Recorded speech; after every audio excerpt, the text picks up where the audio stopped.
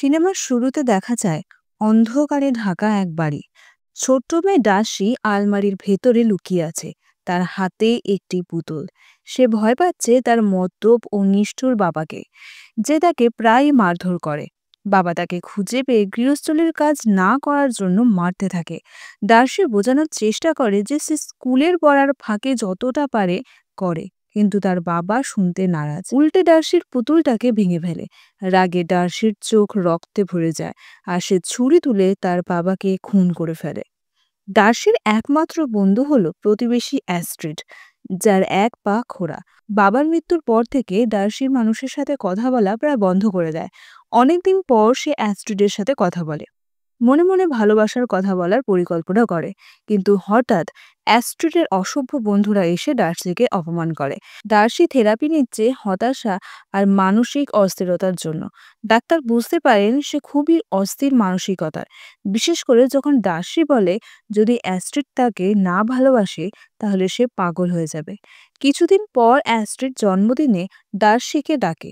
Darcy উপহার হিসেবে তার শৈশবের পুতুল মর্গান বানিয়ে দেয়, সাথে ভালোবাসার একটি চিঠিও দেয়। অ্যাস্ট্রিড অবাক হয়ে যায়, কিন্তু তার বন্ধুরা সেই উপহার নিয়ে হাসাহাসি করে। অ্যাস্ট্রিডের এক ছেলে বন্ধু মজা করে ফোনে তাকে বলে অ্যাস্ট্রিডও তাকে ভালোবাসে। পরে আবার বলে সব সে বানিয়ে বলছে এবং এটি মিথ্যে কথা। এতে ডার্সি ভেঙে পড়ে। রাতে সে অ্যাস্ট্রিডকে বলে যদি সে তাকে ভালো না বাসে তবে সে নিজেকে পুড়িয়ে মেরে ফেলবে। এরপর সে উধাও হয়ে যায়, আর খবর আসে ডার্সি আগুনে পুড়ে মারা গেছে। শেষকৃত্যে ডাক্তার আর গোয়েন্দা ডার্সির বাবার অদৃশ্য হয়ে যাওয়ার রহস্য নিয়ে কথা বলে।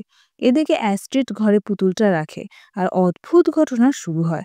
পুতুল নিজেই নড়াচড়া করে। প্রথম শিকার হয় অ্যাস্ট্রিডের গৃহপরিচারিকা, যাকে সেই মর্গান পুতুলটি ছুরি মেরে হত্যা করে।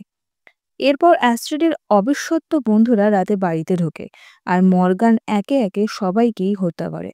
ডাক্তার সন্দেহ করে পুতুলে কালো জাদুর অভিশাপ আছে, কারণ ডার্সির মা মর্গান এমন পুতুল বানাতেন যেখানে মানুষের চুল ও দাঁত লাগানো থাকতো। পরীক্ষা করতে গিয়ে ডাক্তার ভয়ঙ্কর সত্যি বুঝতে পারে, কিন্তু ততক্ষণে পুতুল তাকে আক্রমণ করে দেয়। আসল ঘটনা প্রকাশ পায়, ডার্সি আসলে মারাই যায়নি, সে অন্য কাউকে পুড়িয়ে মারার ভান করেছে। আর যে বডিটাকে পুড়িয়ে মারা হয়েছিল সেটা তার বাবার বডি ছিল, আর সেই পুতুলটির মধ্যে নিজেকে আবদ্ধ করে এতদিন সে এই হত্যাগুলো করে এসেছে। চূড়ান্ত লড়াইয়ে ডার্সি অ্যাস্ট্রিডের বাবাকে অভিযুক্ত করে তার মায়ের মৃত্যুর জন্য, কিন্তু পরে বোঝা যায় সব ভুল বোঝাবুঝি হয়েছে।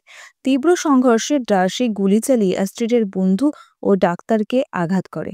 অ্যাস্ট্রিড বুদ্ধি খাটিয়ে তাকে ছুরিকাঘাত করে ফেলে, শেষে গুলি করে মেরে ফেলে। কিন্তু শেষ দৃশ্যে দেখা যায় পুতুলের মাথা আবার নড়ে ওঠে, মানে বোঝা যায় ডার্সির আত্মা এখন মর্গান পুতুলে বসেছে। অ্যাস্ট্রিডকে পাওয়ার জন্য তার পাগল ভালোবাসা এখনো বেঁচে আছে, আর ভবিষ্যতে সে আরও অনেককে হত্যা করতে পারে।